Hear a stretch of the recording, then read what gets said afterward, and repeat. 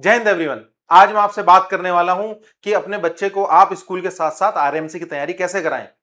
ये कई लोगों का मिथ भी रहता है कि हम अपने बच्चों को एक साल का ड्रॉप आउट करवा दें या एक साल छुड़वा दें, उसका गैप करवा दें, फिर हम उसे कहीं किसी इंस्टीट्यूट में भेज देते हैं आरएमसी की तैयारी के लिए। तो देखिए, कैसे आप अपने स्कूल के साथ साथ बच्चे को आरएमसी की तैयारी भी करा सकते हैं।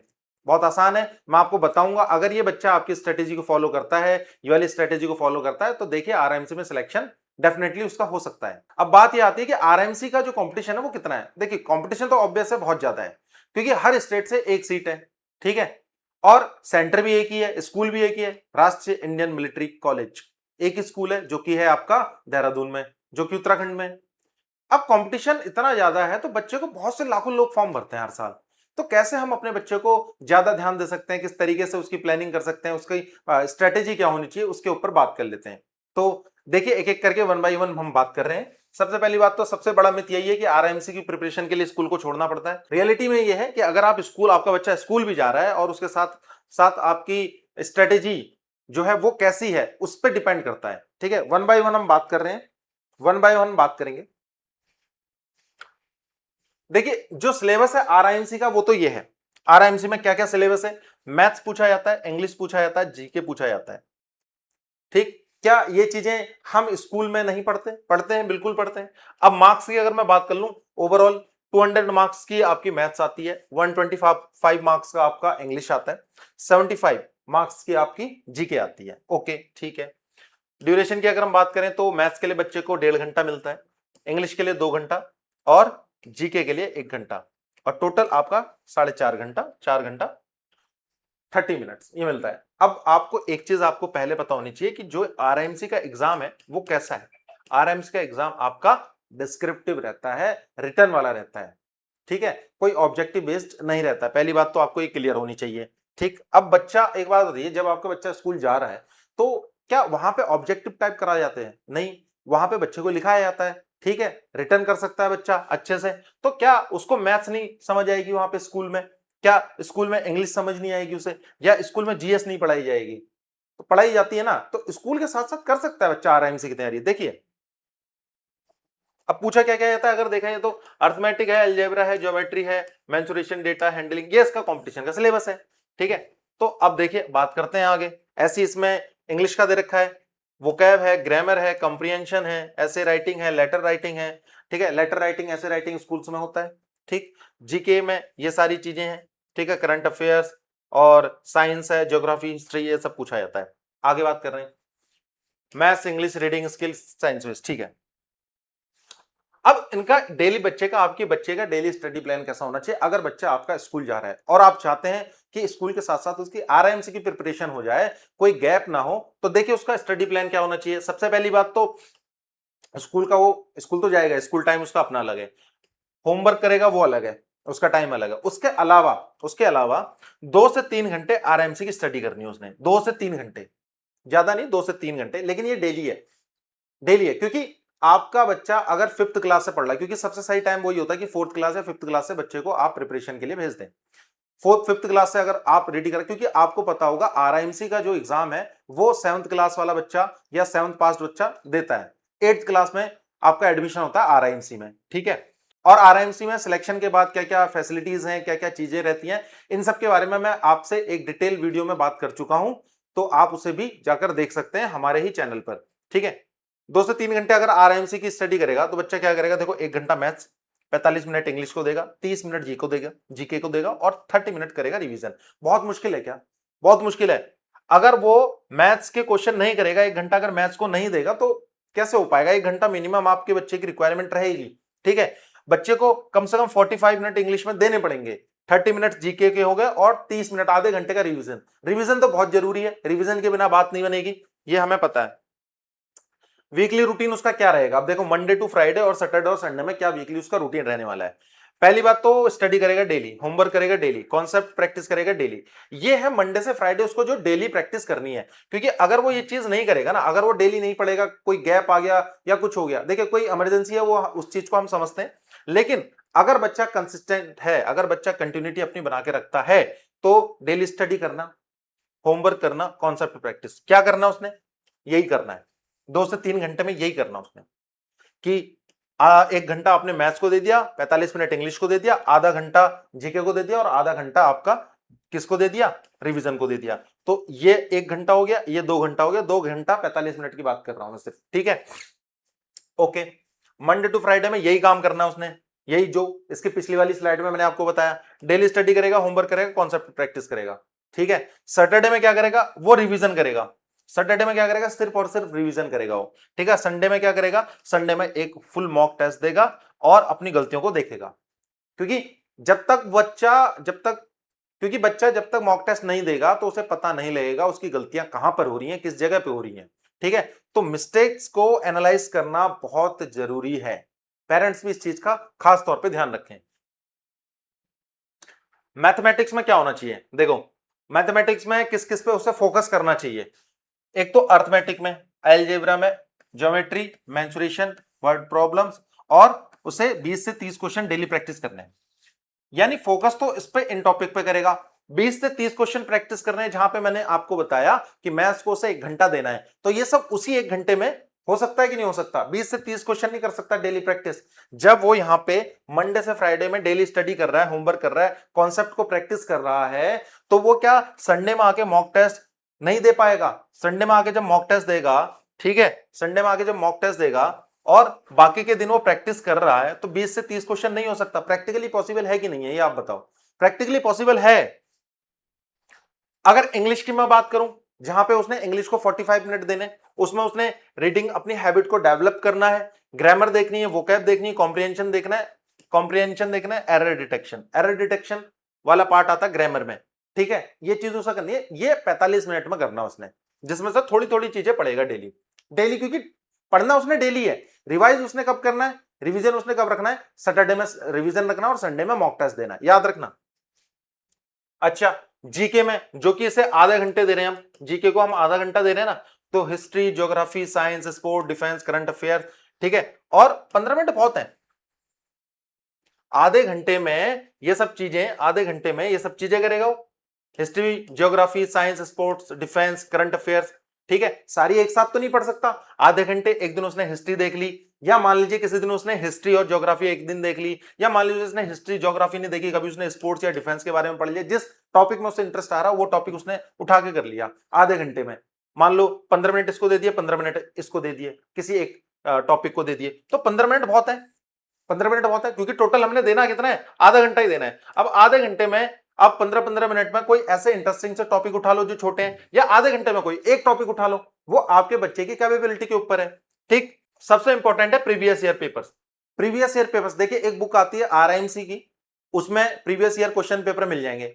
बच्चा वहां से देख सकता है पेपर को, अंडरस्टैंडिंग अपनी डेवलप कर सकता है कि पेपर का लेवल किस हिसाब से आता है और क्या क्या क्वेश्चंस आते हैं। उसमें आपको इंग्लिश, मैथ्स, जीके तीनों मिल जाएंगे, ठीक है। तो उसको पेपर पैटर्न समझने में आसानी होगी, टॉपिक कौन से टॉपिक से ज्यादा पूछा जाता है, क्वेश्चन का लेवल क्या है। और जब बच्चा मॉक टेस्ट देता है ना, तो जब बच्चा मॉक टेस्ट देगा तो उसकी एक्यूरेसी और स्पीड भी मेंटेन होती है, ठीक है। उस पर भी फोकस करना है। स्टार्टिंग में देखो, स्टार्टिंग में बिल्कुल ऐसा तो है नहीं कि पहले दिन बच्चा दौड़ने लग जाएगा, धीरे धीरे चलेगा ना, धीरे धीरे चलेगा। जब धीरे धीरे चीजें बढ़ती रहेंगी आगे, तो ऑब्वियस है आगे आने वाले टाइम पे उसकी इंप्रूविंग आपको दिखेगी, उसमें इंप्रूवमेंट आपको दिखने लग जाएगा धीरे धीरे, ठीक है। तो टारगेट हमारा ये होना चाहिए कि हमने 10 साल के प्रीवियस ईयर पेपर सॉल्व करने हैं। हमारा टारगेट ये होना चाहिए 10 साल का प्रीवियस ईयर पेपर सॉल्व करना है। बात आ रही है समझ में आपको? अभी तक मैंने आपको क्या क्या बताया? अभी तक मैंने सिर्फ आपको इतना सा बताया। एक तो मैंने पेपर पैटर्न के बारे में बताया, ठीक है। स्कूल के साथ साथ आपने कैसे करना है मैनेज, उसके बारे में मैं बता रहा हूं कि स्कूल का टाइम आपका अलग है, होमवर्क आपका स्कूल का अलग है, स्कूल को भी लेके चलना है ना साथ में हमने।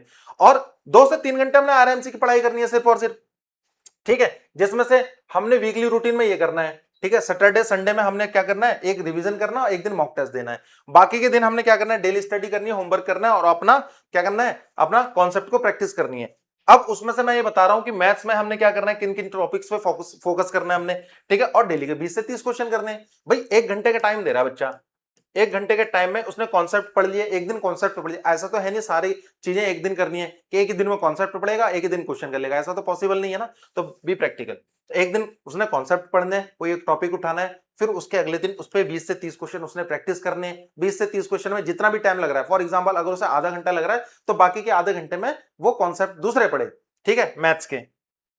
ऐसी अगर हम 45 मिनट इंग्लिश को दे रहे हैं तो 45 मिनट में हमने ये चीजें डिवाइड करनी है, आपके बच्चे की कैपेबिलिटी के हिसाब से है, आपका बच्चा किस तरीके से कर रहा है। ठीक है, जीके को हमने कितना टाइम देना है वो मैंने बता दिया। जीके को कितना टाइम देना, हम कितना दे रहे थे, आधा घंटा दे रहे थे। आधे घंटे में मैंने क्या करना है उस हिसाब से, कभी हिस्ट्री पढ़ ली मैंने 15 मिनट मान लीजिए, या मैंने आधे घंटे हिस्ट्री पढ़ ली, उसके अगले दिन, अब ऐसा तो है नहीं कि मैंने सारे टॉपिक एक ही दिन में पढ़ डालने, या अगर मैं हिस्ट्री चली तो मैं हिस्ट्री चलाता रहूंगा। भाई कभी हिस्ट्री पकड़ूंगा, कभी मैं स्पोर्ट्स का कोई टॉपिक पकड़ लूंगा, कभी ज्योग्राफी पढ़ूंगा, कभी मैंने करंट अफेयर्स पढ़ने, इस तरीके से मैंने करना है। और रिवीजन रखना अपने, 15 मिनट बहुत है रिवीजन के लिए, 15 मिनट बहुत है हमारे। ठीक है, तो 15 मिनट ये काम करने हमने आधे घंटे के लिए। प्रीवियस ईयर क्वेश्चन हमने करने हैं, मैंने बताया प्रीवियस ईयर क्वेश्चन को हमने सॉल्व करना है। इन सबको हमारा टारगेट ये होना चाहिए, इन सबका टारगेट हमारा क्या होना चाहिए कि 10 साल के हम एटलीस्ट सॉल्व कर लें। ठीक, मॉक टेस्ट के बारे में मैंने बताया, अगर वो संडे को मॉक टेस्ट दे रहा है तो वो अपनी गलतियां भी देख रहा है, और गलतियां देख रहा है फिर उन गलतियों को रिवाइज भी कर रहा है, और उन टॉपिक्स को भी रिवाइज कर रहा है। समझ रहे हो, अगर वो गलतियां देख रहा है तो गलतियों का एनालिसिस करेगा, यानी उन चीजों को रिवाइज करेगा दोबारा से। जब रिवाइज करेगा तो टॉपिक उसके ऑटोमेटिक रिवाइज हो जाएंगे, नहीं हो जाएंगे। ठीक है, उन गलतियों को दोबारा नहीं करने देगा वो। ठीक है, अच्छा कॉमन मिस्टेक्स कौन कौन सी होती हैं जो बच्चा करता है। एक तो हम बहुत ढेर सारी बुक लेके बैठ जाते हैं कि इससे भी पढ़ लूंगा, उससे भी पढ़ लूंगा, ये भी चाहिए, नहीं ऐसा नहीं करना हमने। ठीक है, एक तो कॉमन मिस्टेक ये है कि बहुत अलग अलग बुक से पढ़ने लग जाते हैं। ठीक है, दूसरा कि आपने बच्चे को बैठाया 1 दिन 2 दिन 3 दिन, 3 दिन बैठा दिया, चौथे दिन 5वें दिन आते आते वो एकदम डाउन हो गया, उसका रिवीजन गायब।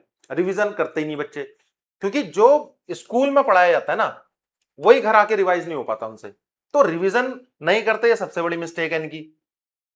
तीसरा मोबाइल, मोबाइल नहीं देना बच्चों को, मोबाइल उतना ही देना है जितना उसके काम का है।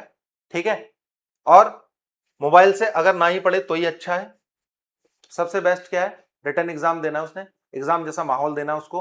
ठीक है, एनवायरमेंट अच्छा देना उसको, मोबाइल एडिक्शन बहुत कम होना चाहिए। हाँ, गलतियां क्या करते हैं बच्चे, पढ़ भी लिया सब कुछ कर लिया लेकिन मॉक टेस्ट नहीं दे रहे, अपने आप का पता ही नहीं है कि हम कितने नाव में हैं, मॉक टेस्ट दे ही नहीं रहे बच्चे, बहुत बड़ी मिस्टेक है। मॉक टेस्ट दोगे नहीं तो अपने आप का एनालिसिस नहीं कर पाओगे, अपनी गलतियों को नहीं देख पाओगे आप।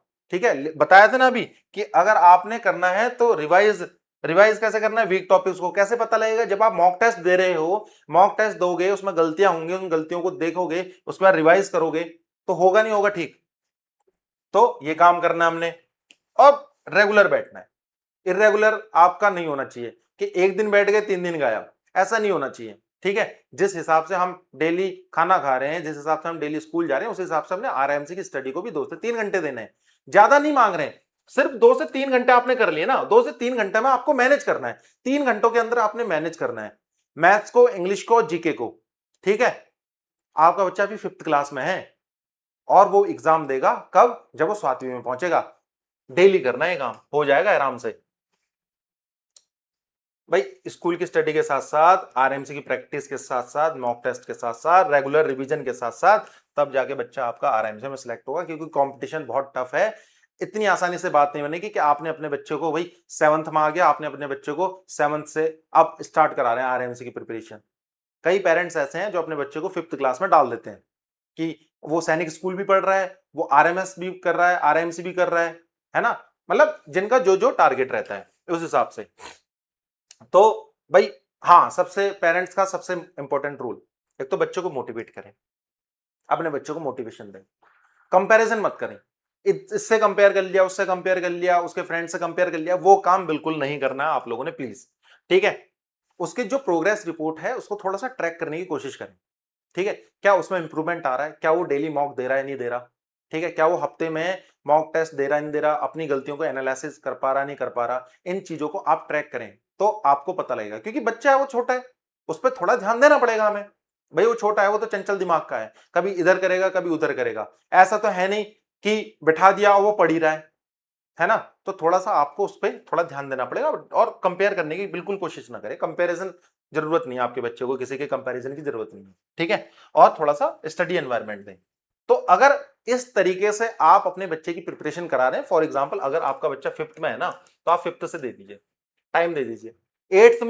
8th में एडमिशन होता है आरआईएमसी में। ठीक है, 7th क्लास में लोग, कई पेरेंट्स अपने बच्चे को 7th क्लास में भेज रहे हैं, कई 6th में भेज रहे हैं। ठीक है, ये स्ट्रेटेजी फॉलो अगर करेंगे तो क्या दिक्कत है, अगर ये स्ट्रेटेजी फॉलो हो रही है तो क्या दिक्कत है? ये है स्कूल के साथ साथ हो जाएगा सारा काम। 2 से 3 घंटे देनी हमने आरएमसी की पढ़ाई को। आपका बच्चा अभी 5th क्लास में है, अगर बच्चे पे थोड़ा सा ध्यान देना पड़ेगा, थोड़ा सा लगना पड़ेगा, मोटिवेट करना पड़ेगा, कंपैरिजन करने की जरूरत नहीं है। ठीक है, तो इस तरीके से आरआईएमसी की प्रिपरेशन आप कैसे कर सकते हैं? स्कूल के साथ रहते रहते कर सकते हैं। ठीक है, रिवीजन रखना है हमने, प्रैक्टिस करनी है डेली, और जिस हिसाब से मैंने बताया उस हिसाब से अगर आपने अपने बच्चे का टाइम दे दिया 2 से 3 घंटे में, अगर उसने आरआईएमसी का पढ़ लिया तो उसके सिलेक्शन के चांसेस बहुत बढ़ जाएंगे। ठीक है, तो ये थी मेरी तरफ से एक छोटी सी इंफॉर्मेशन। ठीक है, और आपको अगर हमारी इंफॉर्मेशन पसंद आ रही है तो चैनल को जरूर सब्सक्राइब करें। ठीक है, बहुत से लोग एजुकेशन इंडस्ट्री में हैं, बहुत से लोग योगदान देते हैं, उनमें से हमारा सभी छोटा सा कंट्रीब्यूशन है आप लोगों के लिए। तो आप प्लीज चैनल को जरूर सब्सक्राइब करें। तो अगर आपको आरएमसी की और डिटेल चाहिए तो मैंने उसके लिए एक डिटेल में वीडियो डाल रखा है, कैसा सिलेक्शन प्रोसेस क्या है, अप्लाई कौन कौन कर सकता है, और आफ्टर सिलेक्शन एकेडमिक्स की क्या क्या उसमें कैंपस में क्या क्या चीजें हैं, उन सब के बारे में मैंने बता रखा है डिटेल में, तो आप देख सकते हैं वीडियो। तब तक के लिए थैंक यू एंड जय हिंद।